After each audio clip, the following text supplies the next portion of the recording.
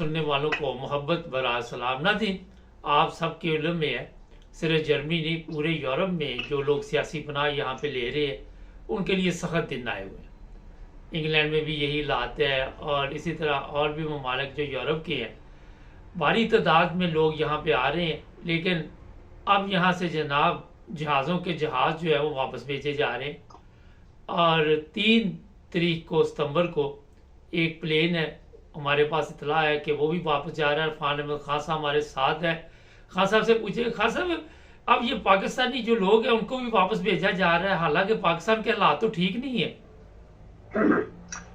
पाकिस्तान के सियासी हालात ठीक नहीं है और जो लोग यहाँ असालम लेते हैं उनमें सियासी तौर पे तो बहुत कम लोग असालम लेते हैं, ज़्यादातर तो मजहबी या कोई और इंसानी बुनियाद पर असालम के लिए अप्लाई करते हैं। तो सियासी हालात तो उस मुल्क के कभी भी ठीक नहीं हुए।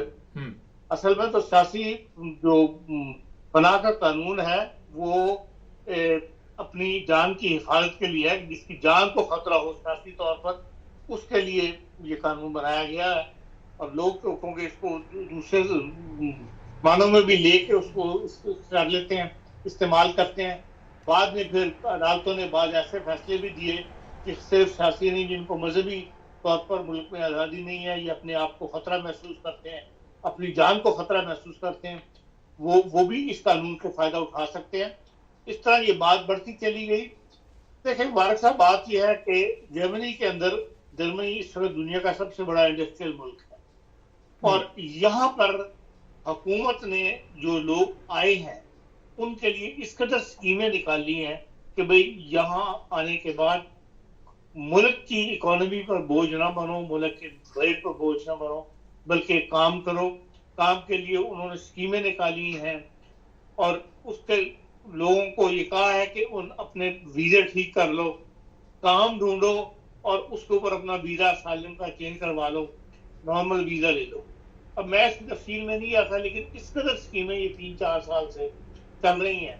लेकिन जो लोग इस तरफ तवज्जो नहीं करते, जो अब स्टिल उस मुल्क के ऊपर बोझ है, रहना चाहते हैं, काम नहीं करना चाहते या काम भी करना चाहते हैं लेकिन इलीगल, कि भाई वहां से भी इनकम हो और हुकूमत से भी हम जरा जो सरकारी पेंशन मिलती है वो भी हम हासिल करते रहें और डबल पैसे कमाएं, तो ऐसे लोगों के लिए अब हुकूमत रास्ते बंद कर रही है।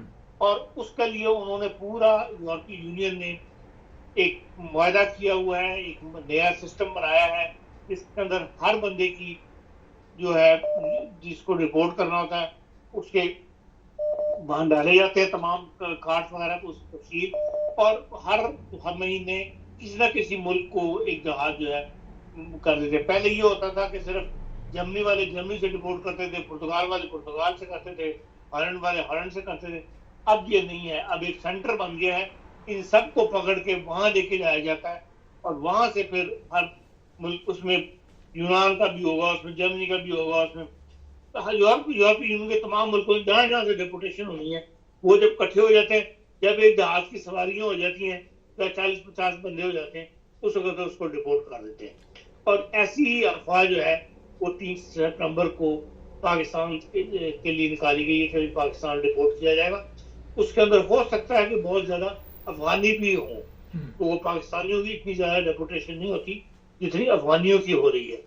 या अफगानियों को सिर्फ जब से ये तालिबान की हुकूमत आई है तो उसके बाद से जर्मन हुकूमत और यूरोपीय यूनियन ऐसी ज्यादा हमदर्दाना रवैया नहीं रखती अफगानियों के साथ। तो मुमकिन है, अब ये तो फिगर नहीं पता कि कौन है, कितने ज्यादा अफगानी और कितने उसमें पाकिस्तानी है, लेकिन बाहर एक अफवाह जरूर मौजूद है कि 3 सितंबर को एक जहाज जो है वो पाकिस्तान भिजवाया जाएगा और उसके लिए इस किस्म की इंफॉर्मेशन दी गई है तो भाई जिनके पास जुड़ लोग हैं वो अपने आप को इधर उधर गायब कर लें ताकि उनको पुलिस पकड़ने आए तो वो अपनी जगह ठिकाने पर ना हो। इसके अलावा तो और कोई इंफॉर्मेशन का जो निकाली गई है और मुझे नजर नहीं आता फायदा। जी हाँ सर, ये बताइए कि इधर उधर हो जाए उसके बावजूद भी वहां फिर तो गैर कानूनी हो जाएंगे, जब उनकी डोल्डिंग खत्म हो जाएगी तो फिर क्या करेंगे वो? नहीं, जब डोल्डुम खत्म हो जाती है वो बंदा डोल्डुम लेने जाएगा तो डोल्डुम उस वक्त पकड़ा जाएगा। या कोई ना कोई किसी और कानून का सहारा ले लेते हैं वकीलों के थ्रू और उस डोल्डिंग को प्रोलॉन्ग करवा लेते हैं। इस किस्म की है। देखिए बारक साहब, मैं अभी एक केस में से गुजरा हूँ। एक खातून थी जिसकी ससुराल प्रेशराइज कर रही थी कि इसको निकाल दिया जाए, जर्मनी से निकलवा छोड़ेंगे हम, और उसको पुलिस ढूंढ रही थी, अपनी जगह से वो गायब थी। उन लोगों ने मुझसे अप्रोच किया, मैंने 6 महीने वो लड़ा है और उस खातून को बकायदा ओपन इशू करवा दिया है। अच्छा, जबरदस्त। इसलिए से खुले में है। अगर आप सिर्फ शर्त ये है कि आप काम करें, अपने आप को काम पे आमादा कर लें कि भी हाँ हमने काम करना है, जर्मनी वाले नहीं निकालते। यहाँ इतनी मदों की जरूरत है, इस कदर जरूरत है लोगों की। अभी एक लड़का था जो यहाँ से पाकिस्तान चला गया अपनी फैमिली के हालात की वजह से। अब उसको वहां उसको बहुत रोका कि तू ना जा, लेकिन वो चला गया। अब वहां से तंग पड़ गया कि जो लेके गया था सब खा बैठा खाली हो गया, नौकरी पाकिस्तान में मिलती नहीं है। अब वो किसी तरीके से अल्बानिया पहुंच गया और अल्बानिया से फिर वो रातों को जंगलें क्रॉस करता कराता यहाँ जर्मनी वापस आ गया। और अब उसने यहाँ पे असाइलम नहीं करवाया, उसने पुर्तगाल का पेपर बनवा लिए हैं। अब पुर्तगाल में आपको पता है कि 400 यूरो महीना वहां पे टैक्स देना पड़ता है 2 साल तक, फिर जाके वो वीजा चेंज होता है। वो यहाँ पे जिस दिन से आया है डेली काम कर रहा है, एक दिन उसका फारग नहीं जाता। आप काम करने के लिए आमादा हो। जर्मनी में काम बड़ा है, हालांकि वो इलीगल है, लेकिन लोगों के गार्डन ठीक करता है। लोगों का आज तो समर का मौसम है, गार्डन का काम जिम्मेदार का मदन का आदमी है। वो गार्डन एक गार्डन ठीक करने जाता है, साथ वाले 10 और उसके पास आ जाते हैं, यार हमारा भी गार्डन ठीक कर देना, हमारा गार्डन भी ठीक कर देना। गार्डन का लीगल काम करो तो 50 यूरो पर घंटे के हिसाब से लेते हैं गार्डन की कंपनियां जो है। इसमें अपना गुजारा कर रहे हैं, ये 10 घंटे में भी काम करने में तैयार हो जाए। अच्छा खान साहब, ये बताइए, जब से आया काम करा जी जी, जर्मनी में काम करने के इम्कान बहुत ज्यादा है।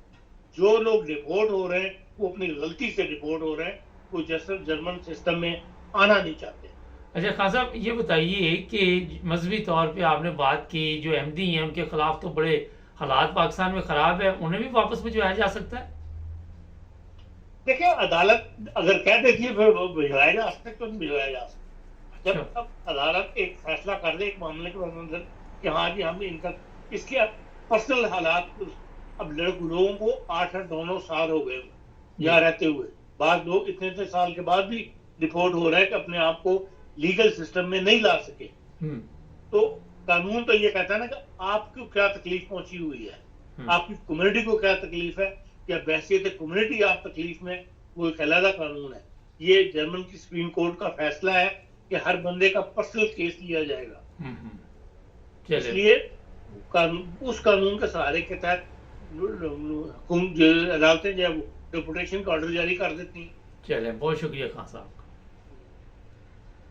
नाज़रीन, जिन लोगों के पास डोल्डिंग है अपने वकला से राब्ते में रहें, और आपको पता होना चाहिए डोल्डिंग की भी कई किस्में हैं, उस पर कौन सी पैराग्राफ लिखी हुई है और किस कानून के तहत आपको डोल्डिंग वो मिली हुई है। लेकिन ये मैं बता देता हूँ कि अगर आपके केस में कोई जान नहीं है, डोल्डिंग में जान नहीं है, तो वो जनाब आपको पकड़कर वापस भेज सकते हैं। 3 सितंबर को स्पेशल तैयारा जा रहा है हमारे पास जो रिपोर्ट है, और वो पाकिस्तान जाएगा। उसमें कौन लोग हैं, ये इसलिए मुकम्मल रिपोर्ट नहीं है कि हो सकता है ये हर जगह से पकड़ के एक जगह इकट्ठे करते हों और फिर वहाँ से सबको वापस भेजते हों। जैसे कि अपडेट आती है हम आपको बताते हैं। लेकिन फिलहाल जो डोल्डिंग वाले हैं, सियासी पनाह जिनके केस उड़े हुए हैं, वो सब ने वकला से राब्ते में रहें और पता करें कि उनके केस की क्या हालत है, क्या नौयत है। चैनल को सब्सक्राइब करें, जुड़े रहे हमारे साथ।